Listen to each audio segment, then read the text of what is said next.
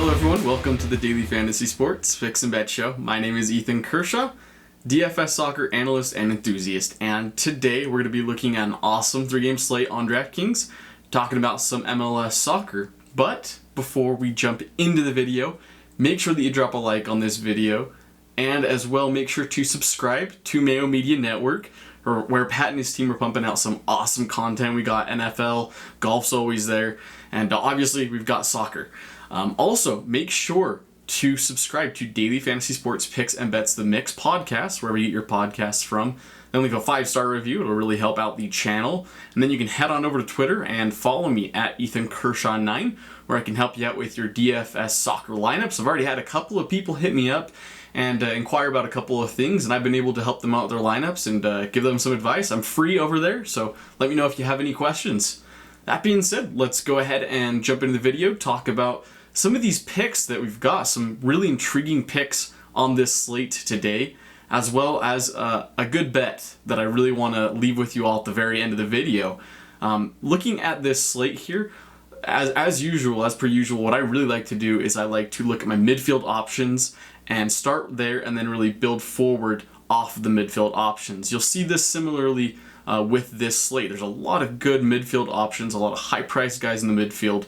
Forwards, there's a couple of guys I like up top, but I'll be also suggesting a couple of value plays that are a little cheaper priced at each position as well. So let's go ahead and start at the top with the forwards. And my favorite forward on this slate is going to be Kacper Przybyłko at 8.3K for the Philadelphia Union. Now, I really love Kacper Przybyłko just as a player in general.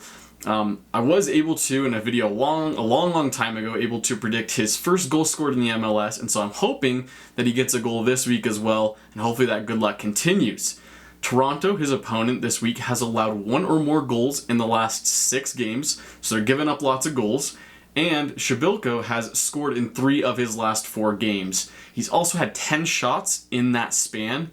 And I know Kacper Przybyłko, he's a taller forward, he likes to get forward a lot, get a lot of shots on goal. I think he's going to have plenty of opportunities in this game, and at 8.3K, if he gets that goal, he's definitely going to return value for you. Also, he has been playing 90 minutes in most of the games that he's been playing in recently, which is something you really love to see out of your forwards as well. Alright, let's go ahead and look at the second forward on the slate. It's going to be Mason Toye at 8K. Pretty good price for Mason Toye for the Montreal Impact. Looking at his opponent, Atlanta United, they're going to be without several key defenders in this game. Like George Bello, Miles Robinson, Brooks Lennon, all of those guys are unlikely to play in this game. Bello and Robinson have just played with the U.S. men's national team, and Brooks Lennon picked up an injury recently. So it's looking like those 3 won't play. But before the last 2 starts that he had, which, given they were not very good games at all for him, he did have 3 games in a row with 3 total goals and 9 total shots, which is pretty effective. I think he gets back to that goal-scoring ability in this game here with a shoddy defense for Atlanta United. I think he's got plenty of opportunity to score at 8K. It's a pretty good price for him as well. All right, I promised you a value play at this position, and I'm going to go ahead and give it to you. It's going to be Yordy Reyna at 4K. Now, not a lot to see here out of Yordy Reyna, but he did start last game, and he could start here in this game for DC United with Nigel Roberta out, and it's looking like Edison Flores, their star attacker, is also going to be out. An assist, 4 shots, and 6 fouls drawn in the last 147 minutes of time that he has played. So not a huge sample size, not anything that's mind-blowing, but he is priced at 4K, and if he gets the start, keep an eye on those lineups. If he gets the start in this game, I think he's pretty effective, has a good chance to get a goal, maybe an assist to Ola Kamara. 4K, I really like Yordy Reyna. Finally, let's go ahead and jump into the midfield. The midfield options, we're going to be looking at my favorite midfield player on this slate, which is going to be Marcelino Moreno for Atlanta United at 9.3K.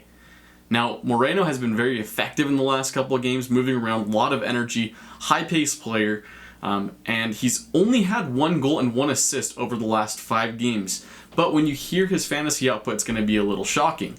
Only with 1 goal and an assist, he's averaging over 18.3 fantasy points per game in that 5-game span. Very, very effective. He's going to be on set pieces, which helps him get a lot of crosses into the box. Also, possibly a lot of shots on goal, something you really love out of your midfield players. Also, over the last 5 games, he has had 12 shots, 23 crosses, 21 fouls drawn, and 16 shots assisted. Really going to be a stat sheet stuffer here on offense. Loves to move forward in the attack for Atlanta. And I think Atlanta's got good chances to score in this game as well. So at 9.3K, I'm looking to really form my team around him. I think he's very safe, even if he doesn't get a goal or an assist. My second favorite midfield player is a guy that I've really been touting in a lot of my videos. I've really been talking him up. And finally, he's up here kind of highly priced, but I really like him still. Jefferson Salcedo at 8.7K for Toronto. Salcedo has been very, very impressive, and in the last 5 games has an extremely impressive stat sheet. Last 5 games, he's got 2 goals, 4 assists, 15 fouls drawn, and an amazing 29 crosses. Something else I've noticed about Salcedo is that recently, since he's come in and has been starting for Toronto, he has joined Michael Bradley in a lot of set-piece opportunities, which is something that's very, very important for Salcedo. Very short guy, he's very low center of gravity, and a very fast player. And in the midfield, that's something that Toronto really utilizes. I think he's got a great chance to score or even get an assist in this game here. Finally, the last midfield player we'll be looking at is going to be Kevin Paredes at 5.4K. Cheaper midfield option here. I really like Paredes. Initially, he started out the season playing as more of a midfield player, left mid or right midfield player, but recently he has moved forward a bit in the attack, playing at a left wing position in the last 2 games.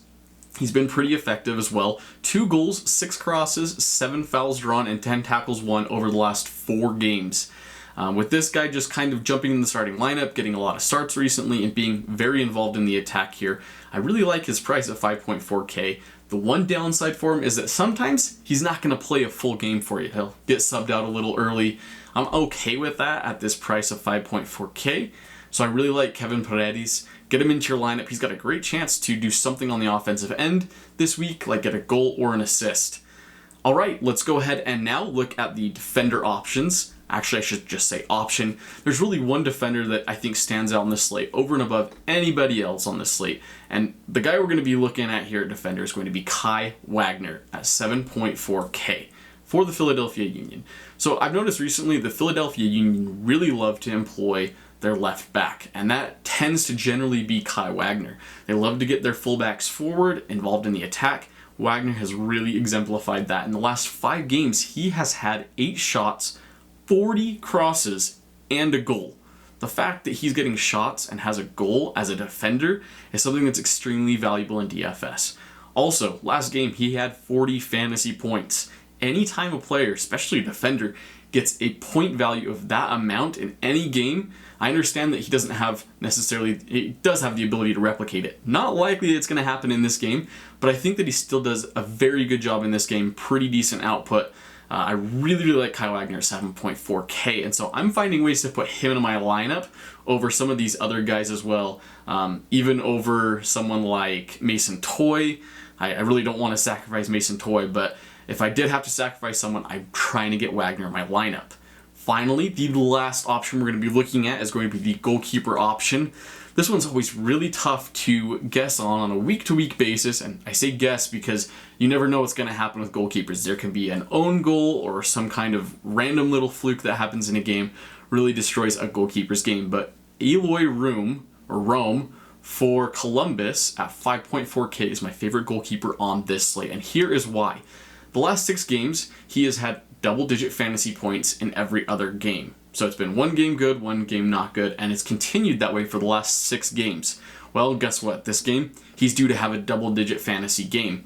Also, looking at DC United, the best goal-scoring option that they have is Ola Kamara. If all these other guys are going to be injured and out and not playing, I think that Rome's got a fantastic chance to keep a clean sheet here, get a good amount of saves as well from shots from Kamara, and Rome has had 24 saves over the last 6 games, averaging 4 saves in that span, also averaging 10 fantasy points over that time as well. He's got a pretty good floor, but an even better ceiling, and that's why I'm taking him at a 5.4K price. Finally, looking at a bet that I want to leave with you all today, looking at the Philadelphia and the Toronto game. I'm pretty confident in this bet here. It's going to be under the game parlay tab, and we're going to be looking at the tie game and over 1.5 total goals. So that means that it's going to be a tie game, either 1-1, 2-2, 3-3, etc. So I'm thinking that's going to happen. You can find that at plus 475. That is very, very good value. Essentially, if both teams score and there's a tie, plus 475, go ahead and put your money on that one. Both teams in this game have also had 3 games of their last 5 that have had a result of 1-1, including the previous game that each team has just barely played. So the fact that a lot of games that these teams are playing end up in 1-1 draws, I think this one's kind of trending towards that same thing, 1-1, 2-2. I think a fantastic bet, plus 475. Finally, this is the end of the video. Quick reminder though, before you leave, smash the like button and also make sure to subscribe to Mayo Media Network. And then don't forget to leave a 5-star review on the audio podcast, and head on over to Twitter. Follow me at Ethan Kershaw 9, where I can help you out with your DFS soccer lineups. Thank you so much all for your time today. Hope you have a wonderful week. Good luck cashing on those bets this week on Wednesday. Hope you all cash some lineups and have a fantastic week, and I will talk to y'all later. See ya.